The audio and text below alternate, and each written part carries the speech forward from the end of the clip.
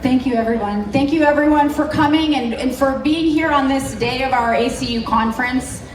We have found that this moment of learning, this moment of sharing information is an amazing opportunity for our advocates, our delegates, to gain good talking points and to gain the right information for their legislative meetings. And I'm just so excited to be here moderating what I think is going to be one of our most impactful panels. This panel is called Ukraine's Strategic Assets, Forged on the Front Line, Built for the Future. And that title is completely intentional. For too long, the conversation about Ukraine in Washington has been about what Ukraine needs. Today, we're flipping that script entirely. What you are about to hear is the story of a country that, under the most extreme pressure imaginable, has become one of the most resourceful, innovative, and strategically valuable partners in the world.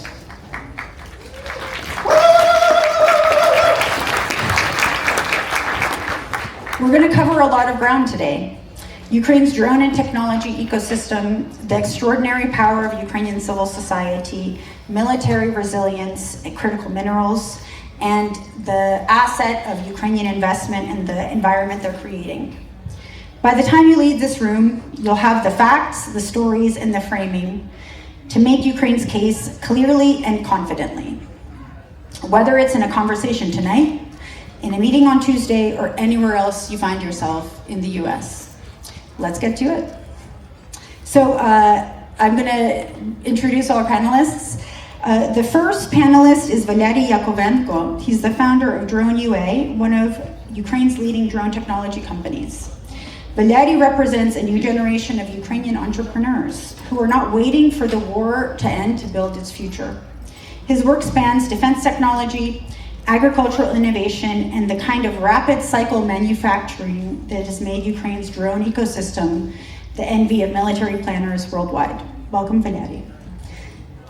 We also have with us Andriy Shevchenko, who is one of Ukraine's most distinguished diplomats and public intellectuals, a former ambassador, a Reagan Fassel Democracy Fellow at the National Endowment for Democracy, and someone whose career has taken him from building Ukraine's free media landscape to the halls of NATO to the UN.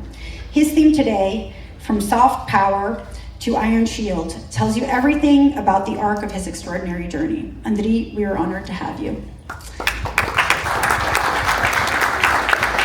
And finally, we have a guest who, for all of us here in the United States, needs no introduction, but I'm going to introduce her anyway. We have with us Ambassador Oksana Markarova, the former ambassador of Ukraine to the United States, and she's currently serving as the presidential advisor on rebuilding and investments, appointed directly by President Zelensky. There is arguably no one with a sharper view of Ukraine's strategic and economic potential than someone who has spent years making Ukraine's case in Washington and is now architecting Ukraine's future from Kyiv. Ambassador Markarova, thank you for being here.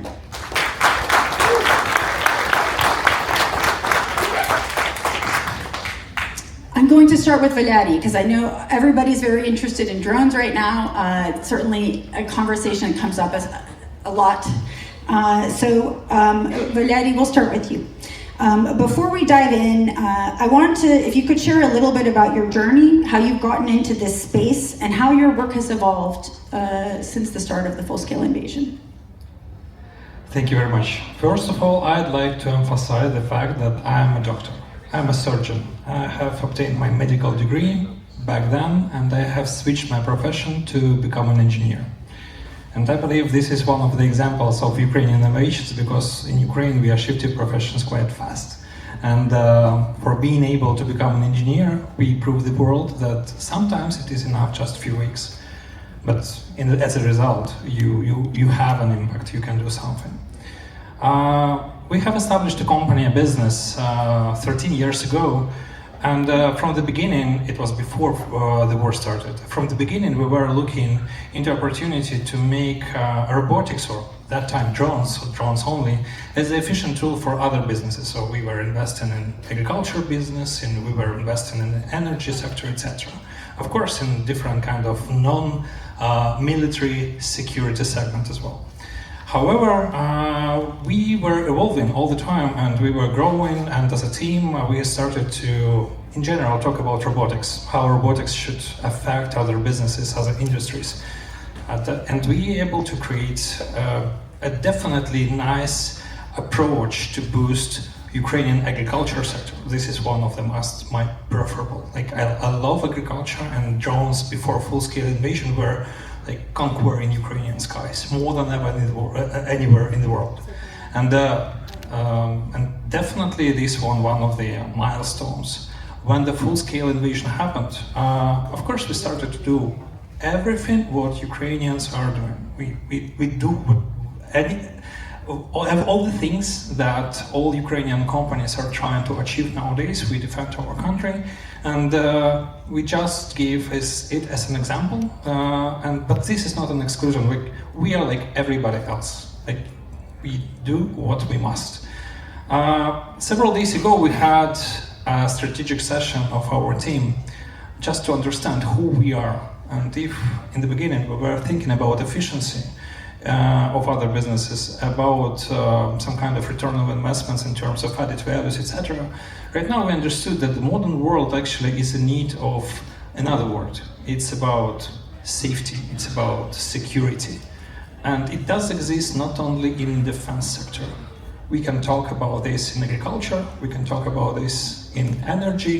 We have plenty of projects that we have created. So right now DroneUA is more than 50 companies group, and we are expanding abroad. We understand that Ukrainian experience, this is the product that we are expanding to the world, is unique. It is very well needed nowadays across all the globe. And I represent nowadays a company that is investing in the United States. We are looking to expand our activity, not to relocate, but to find an opportunity to work together with American people and build business partnerships, because this is I believe, the strongest possible diplomacy. Thank you. Thank you. This kind of dovetails nicely into my next question.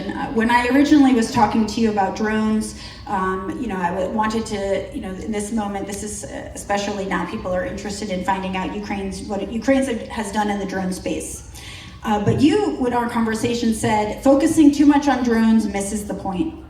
What in your mind is the real innovation that Ukraine has built, and why can't anyone else replicate it? First of all, nothing is unreplicable. We have to be straightforward with that. Second of all, we need to divide two questions: technology and innovations. Those are two different things. And Ukrainian innovations, it's not about the technology mostly. Like it is, of course, there are some brilliant ideas that have no any kind of duplicates in the world. They are unique, but some things were changed not because of the technology, but in a way Ukrainian thought they should do that. It is something that we have to deliver as a message. For example, again, to create an engineering ecosystem in such short period of time, not waiting for alumni from universities to spend 4 years in the universities, but we created an ecosystem of hundreds of thousands of engineers. Or the necessity to quite fast deploy localized equipment in manufacturing. And it is not about drones, it's about any kind of robotics. Like after the war ends, there is no difference what we can to do. Like we can manufacture microwaves or different other electronics. Again, large-scale manufacturing is what we have achieved right now. And many of these things, they are actually an innovation and a very specific Ukrainian way. When we listen the word no, we are not stopping the business. We are trying to find a solution. And this is a way how Ukrainians did that. And this is not the story of the latest 4 years. Ukraine provided innovation for centuries to the world. Ukraine is given an opportunity to make things in a different way for many years. And for example, Ukrainians is the nation who launched the first satellite to the orbit. We did that as a part of somebody who is trying to steal our efforts, but we did that. And many things like that happened because of Ukrainian way of doing things. So, and let's see one specific example, what we have done as an innovation within last 2 years. We're talking about drones. Everybody is telling that Ukrainian drones are the best, that we manufacture drones more than let's not mention specific countries, more than Southeast Asia. And why we did that and how we did that. We could manufacture drones as it was on the beginning of the war with the same scale, and we would be on the same level as Germany, as France, and the United States. But something went differently. We ran out of shells. The shells of 152, 155 caliber were just absent, and we need to do our job. Somehow Ukrainian engineers understood that we can use $200, $300 sport equipment, sport inventory to do the same job. And it appeared that it is a most efficient way on the planet to do this stuff. So the fact that Ukrainian drone can work with the better efficiency than the Excalibur type smart shell, this is an innovation, and this is just made out of the necessity, and it happened, and it continued to happen every single day.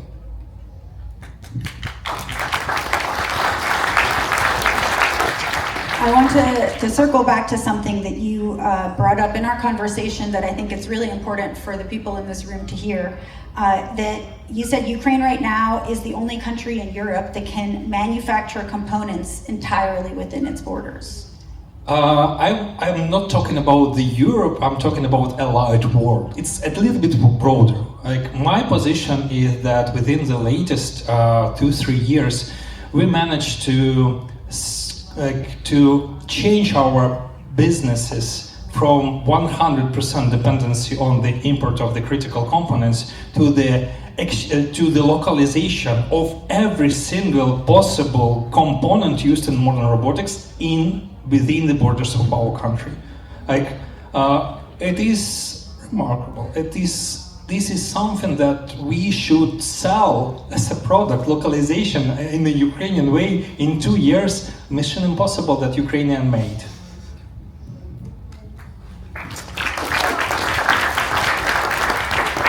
Thank you for highlighting that. I think it's important, especially for us to share that fact and to highlight how quickly Ukraine has been able to develop this.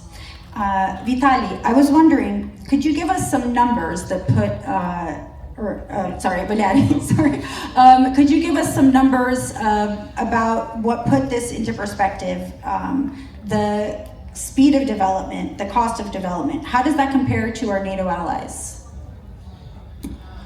We are right now in the United States, and it is very important to compare Ukraine and the United States as markets and as opportunities, but we have to do it in a very careful way. So the drone ecosystem is one of the most interesting part of Ukrainian business, both in commercial or in security segment. And we can compare this to the, for example, market or the opportunities of the United States in terms of cost, in terms of speed, in terms of quantity. And of course we know that the United States is the biggest, our allied partner, meaning that if something is bigger in Ukraine than in the United States, then that means that it is bigger anywhere than anything. So let's talk about the market and the price of drones used nowadays. In the United States, procurement system is a little bit different, like a lot different from the Ukrainian.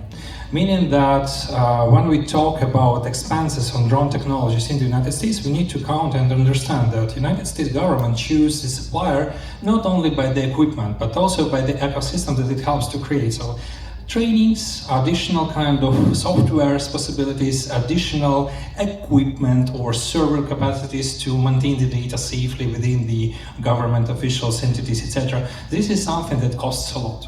And when we see budgets and trying to compare it with other kind of expenses on different parts of the world, initially we could say that it is overpriced. But please be careful here. We are talking about purchasing of the ecosystem. The United States government doesn't buy equipment by units or by some kind of frames of drones. On the other hand, Ukraine procure equipment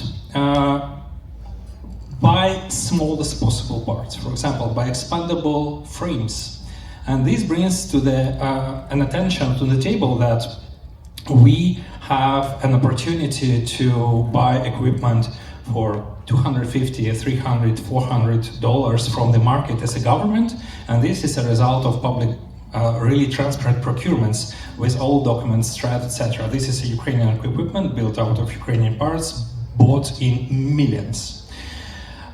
Regarding the quantity, nowadays Ukraine became the biggest drone manufacturer in the world. There is a need for that, and this is a result. To use all the needed equipment, we have to buy millions of drones, we have to manufacture them. So the war itself became an asset for us to do this, because without the war it is impossible. Nowhere in the world you cannot procure such amount of equipment without the immediate need. That led to the fact that we have lower prices. If we are comparing the sizes of manufacturing, for example, with the United States and with Ukraine, there are Ukrainian companies, and this is not a single company. There are many companies like this, and the whole ecosystem consists of more than 700 different players. So the one company in Ukraine can easily manufacture from 5,000 to 6,000 of drones per day. Or if we are talking about heavy lifting platforms, it can reach the numbers of 10,000 of drones per month. If we are talking about the quantity possibly purchased in all NATO countries, sometimes we face the situation that all NATO countries are buying less drones than the numbers of just one company in a year from Ukraine. And this is something to measure. In 2023, we could see some procurements in the United States with the prices of $10,000 per unit as a purchasing by the government of the United States. That time, Ukraine were procuring it much less. The quantity right now that we are talking about as a market, we have to compare with the artillery shells. The market of Ukraine, we do understand. It is millions of drones, from 5 to 7 millions of drones manufactured per year officially. Unofficially, it is with volunteering channels, etc. It's 10 plus. If we're talking about the United States, we have to face that the government is making changes, and they are looking how to mass manufacture equipment to cover this need. If we will compare the stockpile of the artillery shells of the Marine Corps and Army of the United States, which is 402 millions of artillery shells, 155 caliber, we will reach the approximate number of drones needed just to compare this volume on the level of 250 millions of drones manufactured in some period of time, for example, in 5 years. If we will calculate the number that was risen in 2023, $10,000 per drone, we will reach the budget of 2.5 trillion of dollars per this kind of project to change the industry, to be modern in terms of modern warfare. This year, we've seen the projects of drone supremacy from the United States. We've seen the project Gauntlet that already had a target to lower the cost of the unit, expendable unit, at least to $5,000 as in initial proposals, to at least $2,500 as the most optimal way of budget optimization. This will lead to the fact that if we will procure 250 millions of drones for the stockpile, we will lower the budget from 2.5 trillions to 625 millions of dollars. It's still hell a lot for American taxpayers. We have to go even deeper. How to do that? Let's use Ukrainian way of doing this stuff. First of all, in the government there are 2 companies at least with Ukraine in the name, and a second, we have to see that actually Ukraine goes even lower. Sometimes these kind of projectiles, they are costing less than $250, and for 7-inch size, it is already $135. Given the understanding that the budget of $625 million can be lowered 10 times at least to saving $550 million of American taxpayers.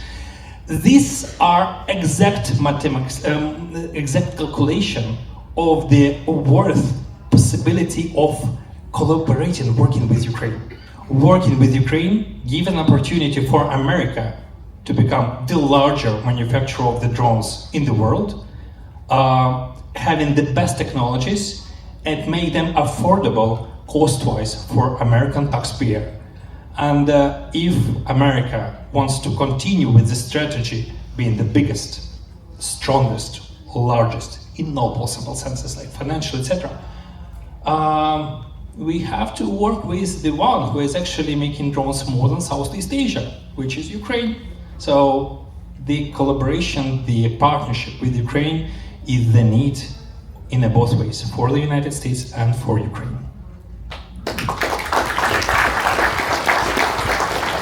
Amazing. Thank you for that answer. $500 million of savings if they decide to follow the Ukrainian model of doing I'm things. sorry, 500 billions. It's $500 billion. I'm sorry, $500 billion of savings. That's huge. That's an amazing point for us to share.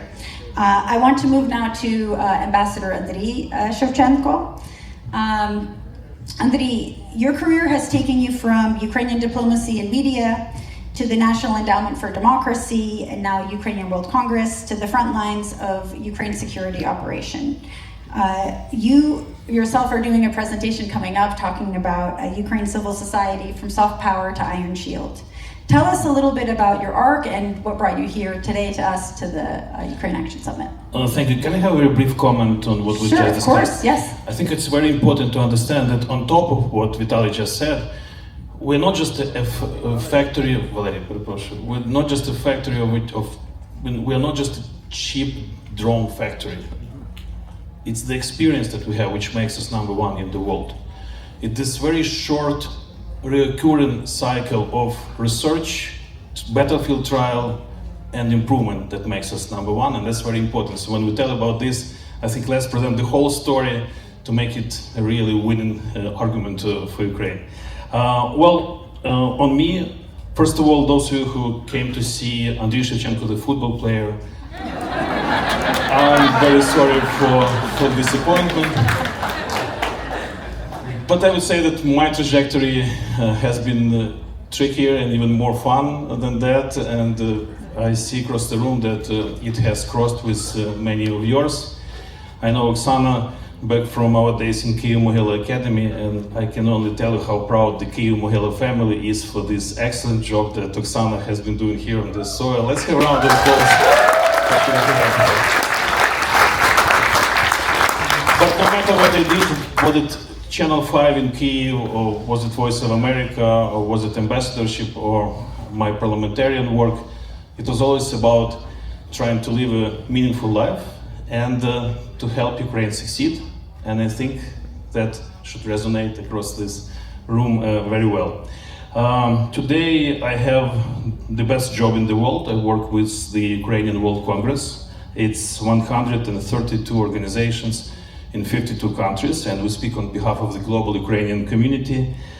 Extraordinary people around me, most of them volunteer their time, energy and resources for this big cause. That should sound familiar to you as well. Paulo Grot, my boss and president of Світовий конгрес українців має бути десь тут у кімнаті. And my role is Marianna, to build bridges between the Ukrainians inside of the country and the Ukrainians outside of the country. As we joke in the Ukrainian World Congress, it's about this inter-Ukrainian diplomacy, which is a very tricky craft, as many of you know. Finally, I'm now here in Washington, D.C. with the National Endowment for Democracy. You know that this organization does not do advocacy on American soil, but they have something much more important. They have this fantastic mandate, unique mandate from the American people to promote freedom and democracy all over the world. They have excellent partners in Ukraine, so if you meet my colleagues from NED, make sure to say thank you for what they have been doing for Ukraine and across the globe. And now about my research, should I say a word about that, Marianna? So, Yes, absolutely. at NED, I'm researching how the Ukrainian civil society has contributed to our pushback against the Russians, how our civil society from soft power became a factor for national defense in Ukraine. And here is one of the things that I have discovered. You should like this. Ukrainian civil society is no longer a domestic Ukrainian phenomenon. It has achieved it has become a global thing. It has become a global factor. And this global Ukrainian civil society that you are part of has achieved impossible things. It helped to stop the Russian aggression, and it helps Ukraine to survive. And we are talking about very specific things. We are talking about what we call швидкий тил, or rapid rear, this incredible logistics network to support the Ukrainian armed forces. We are talking about global advocacy. We are talking about combat medicine. We are talking about fighting the Russian information warfare. We are talking about documenting war crimes. There's so many ways how the civil society has been helping Ukraine to be resilient, to be resistant, and to succeed. And we are talking about this global effort. It's global advocacy, it's global fundraising, it's global procurement, and it's global logistics.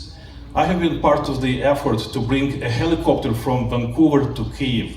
And if you think about that, to disassemble it in Canada, bring it across all the borders, then reassemble it in Kyiv, you can only imagine what we felt when we delivered this helicopter in downtown Kyiv to the hands of the Ukrainian armed forces who are now using it for combat medicine. That's what we can do when we work together. That's the level we can achieve. And of course, this didn't come from thin air. All these fantastic skills of the Ukrainian civil society is because they have been forged in two Maidans, in two revolutions, and in many continuous, successful joint efforts. That's something that we have black belt in. These things, they have taught us how to self-organize, how to be leaders, how to be proactive leaders, how to work under pressure, how to work under existential threat. That's what we know how to do. And Marianna and I, we discussed this fantastic anecdote story from Berlin. In January, in Berlin, there was quasi-terrorist attack on the power grid, which left some parts of the city with no electricity. It's no surprise that it was the Ukrainians who organized the first shelters, or точки незламності, points of resilience. And it's not because they knew what to do with power generators, it's because they brought this spirit of self-organization, spirit of leadership. They brought it from Kyiv, from Ukraine, abroad. I think it's something that is familiar to you. So I encourage you to tell these stories to your American friends. I think there is something very American there. This leadership, this feeling of responsibility. It's you, and it's only you who has to make things done. So this is what the Ukrainian civil society is. Amazing.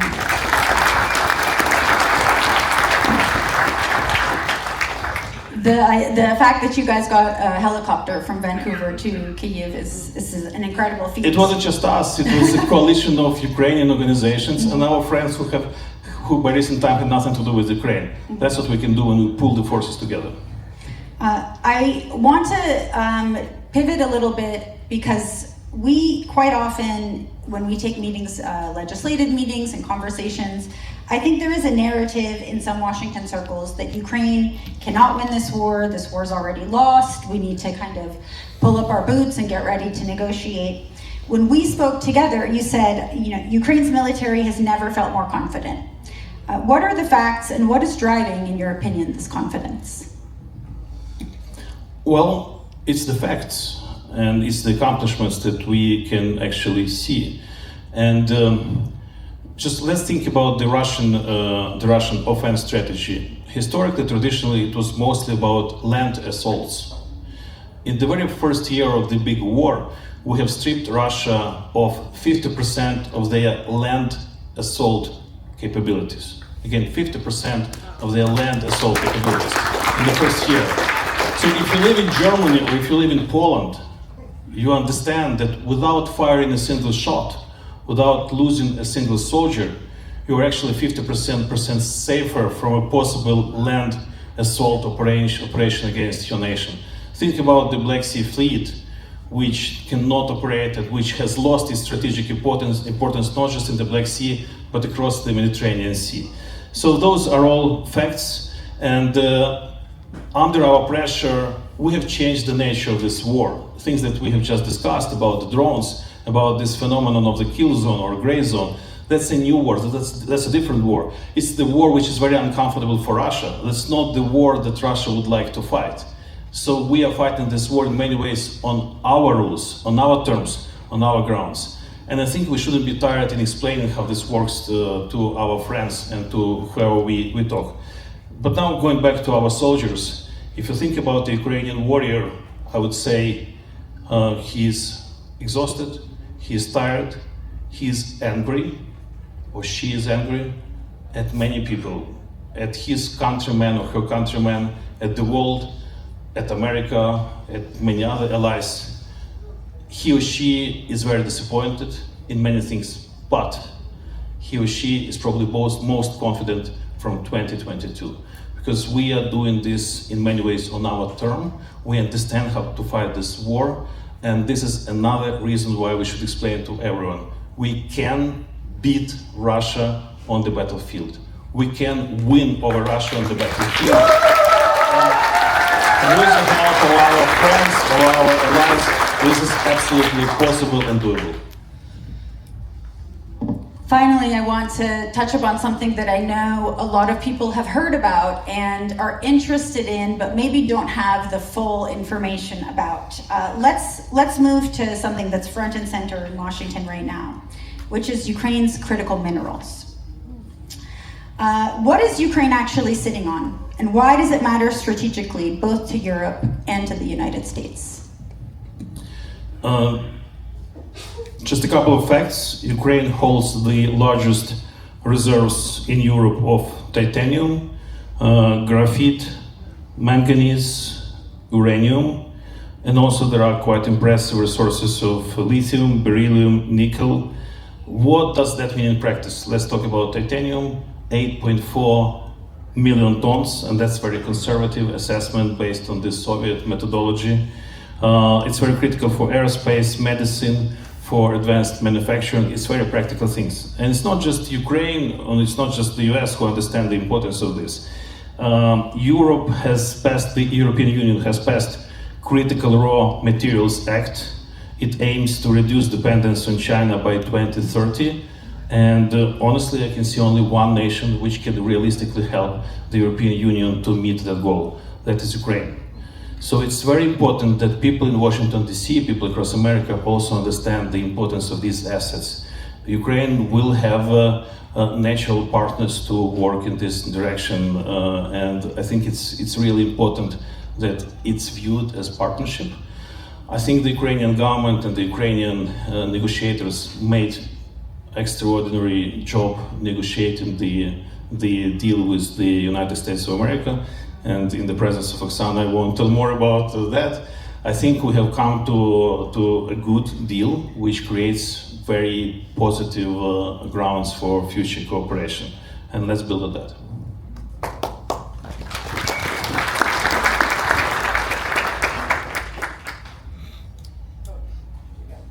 They tell me to turn it off when I'm not using it, so forgot to turn it back on. I'd like to now move to speak to Ambassador Markarova. Ambassador, you've recently taken on a new role as the Presidential Advisor on Rebuilding and Investments, appointed directly by President Zelensky. You now bring together experience from public service, the private sector, and your role as an advisor to the President. From this unique vantage point, how do you think Ukraine should be positioning itself when it comes to investment and reconstructions? Thank you. First of all, thank you all very much for these tireless efforts. Every year you gather in Washington, D.C. When I was an ambassador, I felt it, because we have hundreds of ambassadors of Ukraine who go and advocate. Thank you for doing it. Please continue to do it and do it more. That's thank you to you. Yes. When we talk about, and especially with this administration, I think the issue of, again, talking about Ukraine as an investment destination, talking about Ukraine as a potential partner in so many, not just in critical minerals, but in everything else, is really useful. But I would encourage all of you to start from the basics and still remind that nothing has changed since 2022.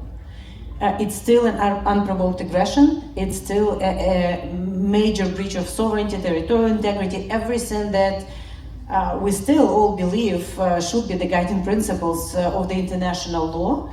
And just remind that Ukraine, when it was occupied by the Soviet Union, was a very significant portion of the Soviet might. Those rare earths, the land soil, the engineering mines.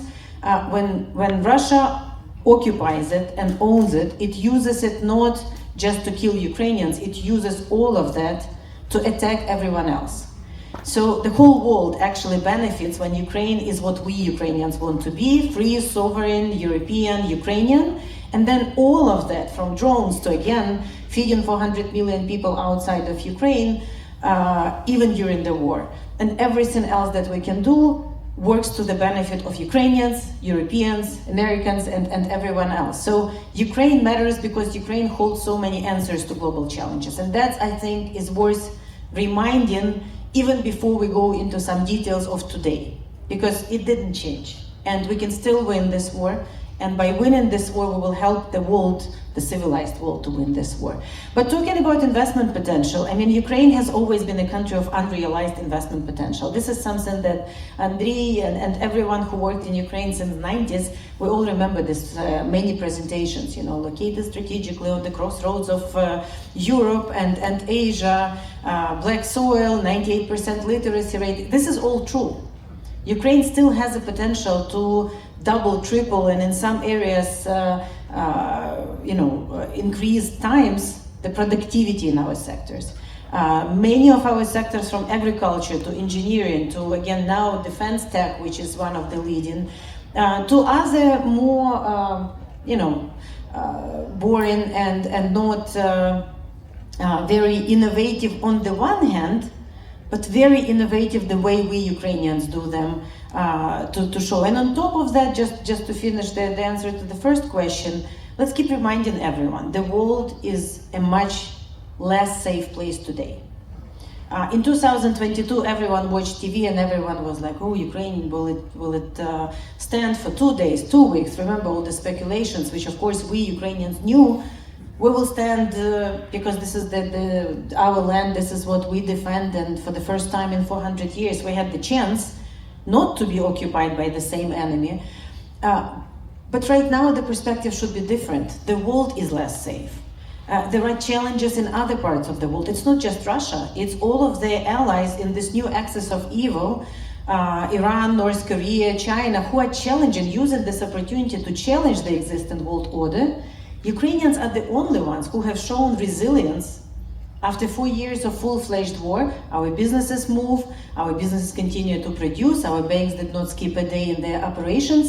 We hold answers to many other countries who want to survive and stay resilient and even prosper in this world. So if anyone, when I keep talking to companies and encouraging them why they have to put Ukraine on their map right now, not after the war ends, not after, but right now, is because if they want to deliver to their shareholders, if they want to deliver to and create resilient companies, they have to do something with Ukraine, in Ukraine, because that's the only way they can actually learn how to be this new type of companies that can rearrange their value chains, they can rearrange it on a daily basis, they can have the feedback from the field on a sometimes hourly basis and change. And this is the innovation that we have, not the technology, not the some specific manufacturing places, but the speed at which we are able to change and adapt and lead and leapfrog and do it faster than anyone else.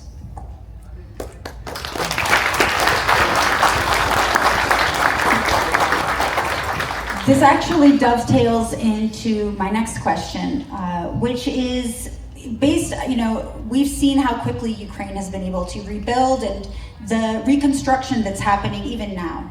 I'm wondering, is there an innovation story here you'd like to share? Is there something Ukraine has learned that you find or you think would be really valuable for us to share beyond our borders? Well, first of all, Ukrainians in general are dobry gospodari, right? Good people to take care of everything. That's when before the war started in 2014, whoever traveled to Russia, you see right away the difference when you pass the border, not because you pass the border, but because the flowers disappear near buildings, the roads have become suddenly less and less well kept. That's not to say everything is ideal in Ukraine, but everyone in Ukraine, this decentralized way, something that Andriy was just talking, the self-organization, the responsibility that we take. This is not just my garden, this is, also something outside of my garden is also my responsibility. This is actually very important. So this is the way we approach the reconstruction. After the occupation started, place where I live and all that region of Kyiv Oblast, Bucha, Irpin, Vorzel was under occupation for 33 days. Horrible tragedy, lots of people killed, tortured. The first days after the occupation, people start helping each other, people start pooling resources. It's not always about the money, it's about the willingness to invest your time, your energy, and Ukrainians are very capable of doing that. Second is that, again, this is a very important message that we keep telling everyone, and I think you should raise it also when talking to the members of Congress. Why do we need not only military support, we need military support, and that's a valid point of number one priority for discussion, but we also need support in reconstruction and energy support now, because it's much easier to repair as you go than just wait, go through another winter, rain, we have dramatic winter conditions and weather conditions in Ukraine. It's much more expensive to rebuild after it stood already for a year or something without a roof or something like this. Third is that we have to rely upon many partners. And I think, again, unfortunately, since January 2025, there were no supplemental budgets for Ukraine. We are very grateful to American people for 3 years and 5 supplemental budgets on a very strong bipartisan basis that we have received and very actively deployed by Biden administration in so many areas. But since 2025, we had to find the ways how to replace what is no longer there.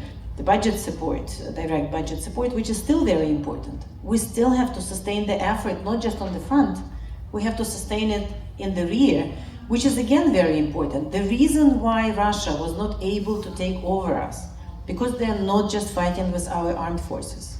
They are fighting with all, I would argue, 50 plus millions of us, because all of you here are also fighting with them. And the ability to stay the course for our military, but also for our civilians is very important. So that's why, in a sense, it's so important to repair our energy grid. The last 2 winters have been very damaging. Russia literally destroyed more than 50% of our generation, and this winter also our grid and transformers and everything else. We are preparing already. If you look at the Cabinet of Ministers meetings right now, rarely you would see them talking about the next winter right now in March and April, but this is the priority number one. We have to be able to have electricity by the beginning of the next winter season, because You don't have the electricity, it means you don't have the sewage, you don't have the water supply, you don't have heat. This is a big deal. So I think, with reconstruction, the main message, the time for reconstruction is now. Of course, the major rebuilding we're planning for, the major rebuilding of the cities that we will deoccupy, the major revival of Ukraine is going to happen when hopefully the peace will come back and we will be members of European Union and NATO. And again, please do not drop NATO from your discussions, especially from the standpoint of the reconstruction. If you talk to any investors, and I talk to many companies now in my role of trying to engage them more to come to Ukraine to invest in any sectors, or as a pilot project which I'm working on to build a new city in Ukraine for 100,000 people, as a pilot project of reconstruction and pilot project of European integration. The question number one for citizens, for large investors, especially for those investors who never did anything in Ukraine, is safety. And let's be also frank here. What other alliance ever was created by the like-minded countries of the same values to deter Russia and to defend themselves from Russia? We know that. It's called NATO. And it was great that Sweden and Finland was able to join during this window of opportunities, and we're very glad that our neighbors, other neighbors were able to join in the first window of opportunities in early 90s. It's a pity that our leadership and global leadership at that time did not understand that for Ukraine to join NATO at that time, especially when we got rid of our nuclear weapons, the third largest arsenal. And please remember the Budapest Memorandum. It's very valid today, and talk to the members on the Hill about it, as it was at that time. But the best incentive for investors to put Ukraine back on the map is also for Ukraine to move closer to NATO, not only for the sake of Ukraine. With our capabilities, with our defense tech, with our battle-tested armed forces, which I would argue the most effective and strong and brave army globally, we have a lot to add to NATO. We are an asset. Again, like in business, we are the solution to many problems that globally exist. We also have a lot to add, and we are a solution. So, look, I think, again, as Marianna said at the beginning, it's time to turn the narrative a little bit and educate everyone about how much Ukraine can offer, both as the country, as a culture, as, talk about literature and everything else, but also from the economic, financial standpoint, especially at times when the enemies of the free world are getting more and more united, not just militarily, but especially in the economic area.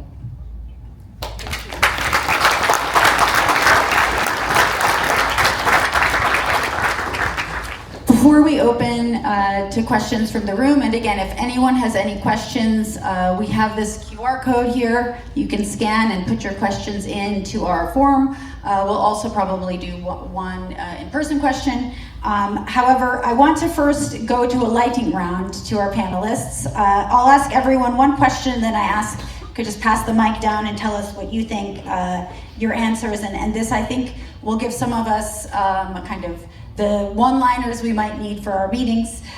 So first, I'm asking, complete this sentence.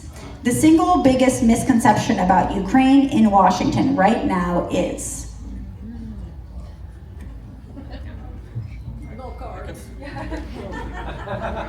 That Russia cannot be beaten on the battlefield. It can be beaten there. We can do it. Can I? Yes, of course. Supporting Ukraine is not an expense.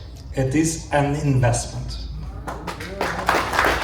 This is for investment is being paid back already with our entrepreneurs, with our collaboration, with investment that are leading back to the United States.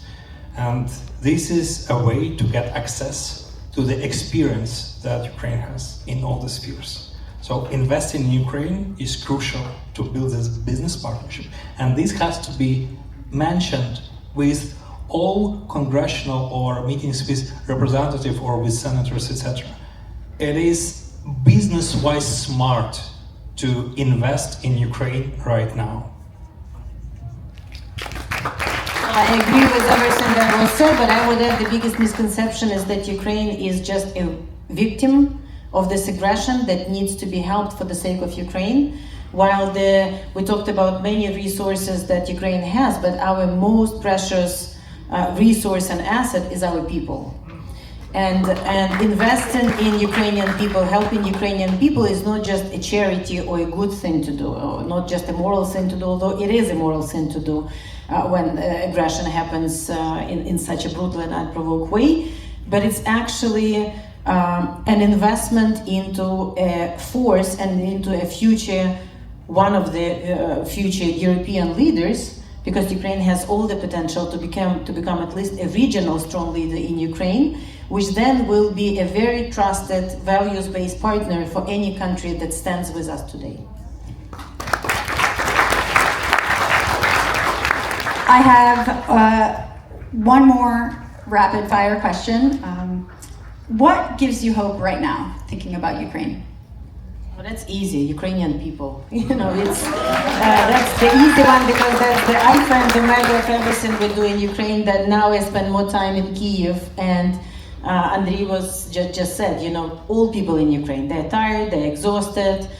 They have, Ukraine is a democracy on steroid. We have opinions about everything and we criticize everything. But, having said all of that, even as tired as we are, people are relentless in love to their country, in our resolve to defend it this time.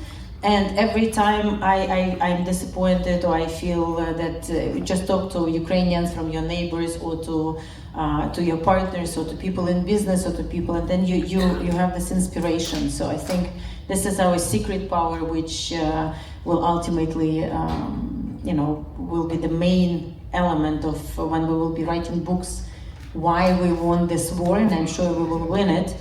This is going to be the answer.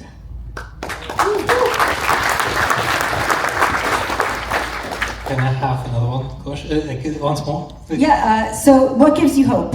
Okay. Thinking about Ukraine in the future. Actually, it is Ukraine itself. Here is an explanation. We are staying right now in one of the, in a really important capitals of the democracy and freedom of the world. And it became that way not in one day. Something happened 250 years ago, something really meaningful happened, and the democracy appeared in the way that we know it today. When all these bad things happened in Ukraine, starting from 2014, especially after 22 in February, especially after that, it changed, first of all, my personal understanding and feeling, and it gave me a really meaningful reason to believe, to have a hope, because we have obtained our understanding who we are. Ukraine appeared anywhere. Everybody is understanding what is Ukraine right now. It's not the small Russia, it's Ukraine. It's stronger, it is bigger, and this brings me hope.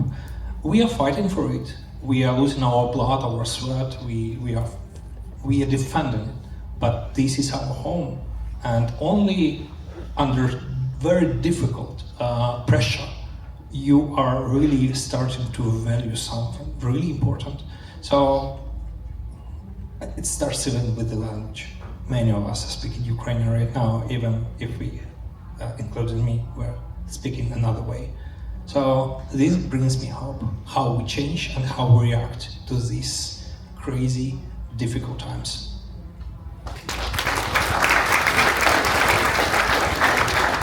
Andriy, what gives you hope thinking about Ukraine? Resilience emerges in unexpected places, and hope emerges in unexpected places too. My mom is a school teacher in Fastiv next to Kyiv. She has been teaching Ukrainian language and literature for 50 years in the same school.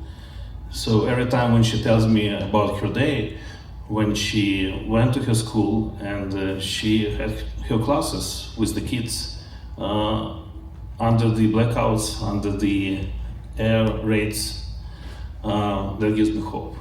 And when you think about the Ukrainian school system, about the Ukrainian healthcare, those are not the things we usually were proud of, right? We usually thought about corruption, about the Soviet legacy, but that's things where our resilience emerged. Think about Ukrzaliznytsia, think about Poshta, think again about healthcare, about school system. So that's where my hope comes from. Of course, my hope comes from the Ukrainian Defense Forces, and it's very good to have some of them, some of their representatives in this room. And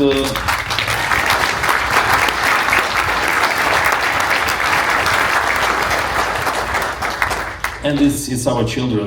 My older daughter is 21, she's in Kyiv, she's a Kyiv-Могила Academy student, and she builds Спілка української молоді в Україні, and she is part of Будуємо Україна разом, and she was part of the cartoon board protest last July, demanding the future for my country. As a father, what else would I like for myself? Wish you luck. That's a beautiful answer. Thank you. Thank you. I'm going to move to questions. We have some people that have submitted questions online through our QR code. I will try to get to one or two QR code questions, and then we'll open it up to people who've raised their hands. Our first question is, one of the advocacy policy priorities that we have for this summit is defense and economic partnerships, with a focus on additions to the NDAA, the National Defense Appropriations Act, that will allow the Defense Innovation Unit in the US to evaluate and invest in Ukrainian defense technology, to support and to allocate funds to support these efforts. Valerii, Andriy, Pani Oksana, could you provide, or do you have any specific examples on how collaboration with Ukrainian manufacturers, DroneUA, could have benefited the US or could benefit the US? First of all, these programs are just the beginning of the really long and large quantity of different initiatives to find a way to build those partnerships. In addition to the government initiative, we need to build a partnership between businesses and businesses, and this is actually right now happening. If we are talking about all possible companies in the state that are working in dual use or in defense or in security field, you cannot find even one that doesn't work or talk or get experience or invest or anything with Ukrainian teams. This is a must. And for all the technologies in the world, this is a matter that it has to be done together with Ukraine. There is another topic, trust. Trustful technologies is something really important. All these initiatives, all these four letters, it's about trust, it's about understanding, it's about security of the information, it's about something that we cannot ignore. And Ukraine is a trustful partner. Ukrainian technologies, Ukrainian teams, Ukrainian innovations, those are trustful innovations. We have same values, we are democracy, we have transparency, much better than any other places. This is something to use, and this is something to partner with. And for all teams in Ukraine or in the United States as investments of Ukrainian teams, it is crucial to participate in such scenarios. I would say one more thing, but I'm sorry, this is kind of tricky. Please be careful about sharing technologies, because technologies that Ukraine has and it has created during the last 3, 4, or other period of time, years, this is an important asset of Ukrainian people. So if something in terms of participation is happening, please be sure that you are paying respect to all countries involved. I would like to ask you, when you talk to people on the Hill, still raise the question of the need for the supplemental budgets and for the funds, especially in military support. It is important. I know we hear loud and clear from the administration and there is no submission from the administration. It doesn't mean you, as American organizations, Ukrainian American organizations and American citizens, cannot raise that issue and say, we still believe this is the right thing to do. We still believe this is a useful thing to do for both of our countries. Take a look, there is a lot of information on embassy side, on Pentagon side from the previous times. How the previous supplemental budgets not only help Ukraine, we got the artillery shells, we got the howitzers, we got the Patriot missiles, but also enabled American defense industry to supply new stuff to the American forces. We got a very much needed ATACMS. US Armed Forces started to order prisms, which now make them also their readiness much higher, and all of that. And plus, remember during the previous supplemental funds, we had several programs on which we worked with the United States. We had presidential drawdowns, which was the immediate drawdowns from the stocks. But there was USAI program and FMF program, with which those funds were used to order new interceptors for Patriots, which are very needed. You see the attacks every day. Please also ask your congressmen, your senators, to write to appropriate authorities to ask to speed up the delivery, because the cycles are there, years, not. So there is still a lot things that could be supplied with and which were purchased before. Start with that, and also Ukraine needs military support. And it would be great to have US in the mix of countries. Now we are grateful that US is selling the weapons through Pearl mechanism to European countries to fund and buy it. But there is a lot US can do also in addition to that, and that would bring the victory faster.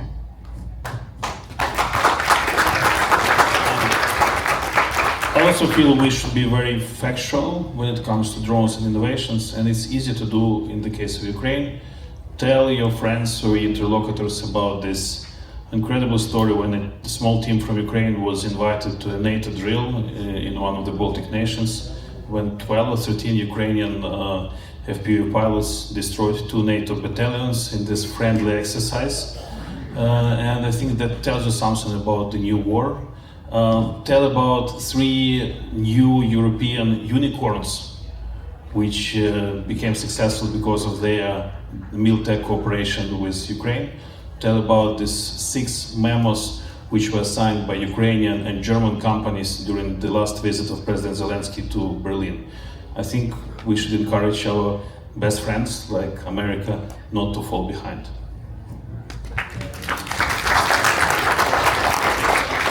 Thank you. We're going to open up for, I guess, let's say 2 questions, if people can be brief. I see all of you you've had your hand up a number of times, so we'll hit you first.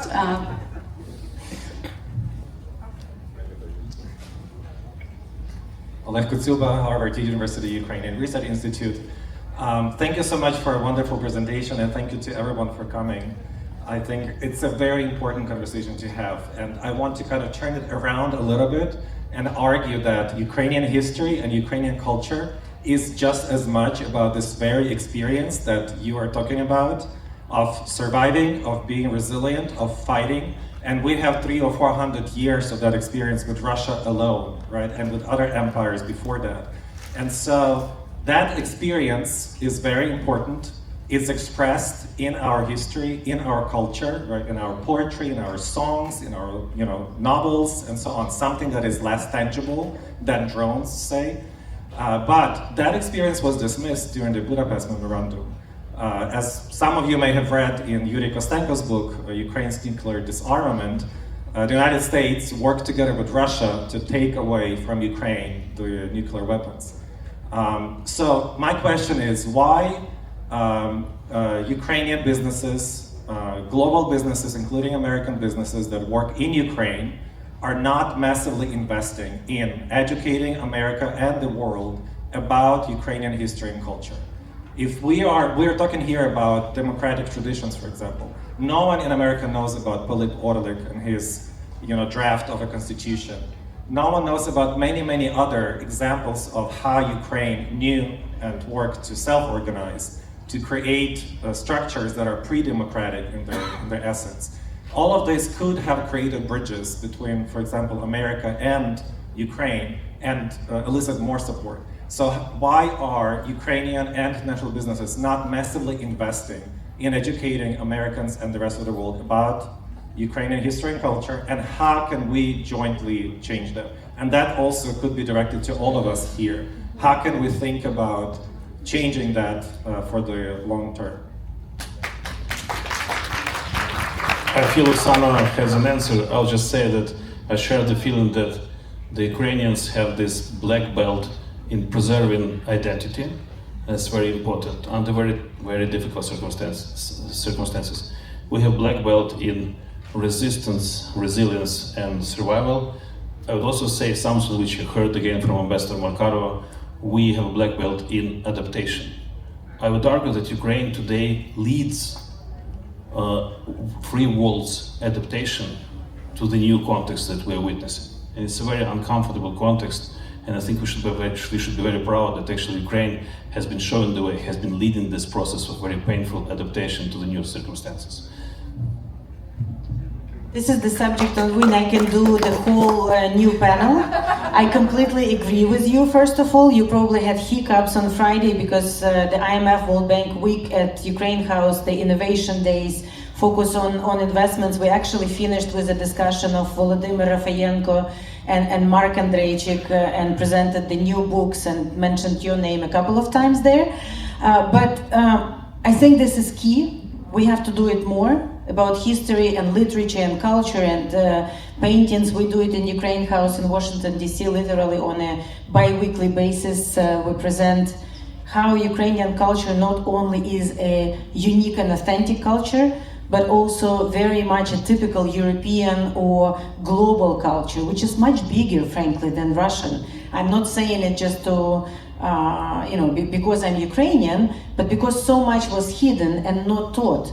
So a couple of things we can do together, and I would use this opportunity to do that. First, First Lady is running and supporting this initiative to have more Ukrainian studies and support the global coalition of Ukrainian studies. Let's join forces, whoever feels this is something they are very passionate about.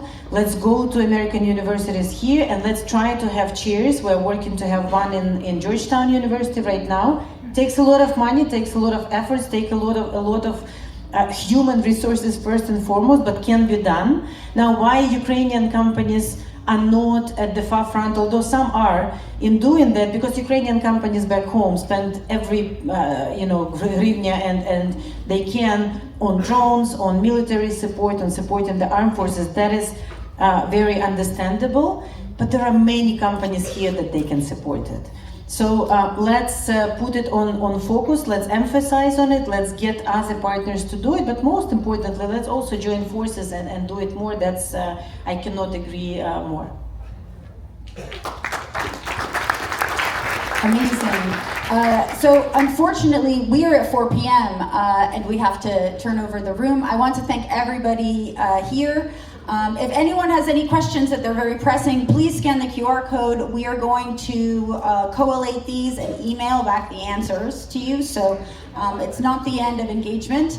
I want to again thank these incredible panelists. It is such an honor to be here on the same stage as all of you. Thank you for everything you're doing. And thank our incredible moderator.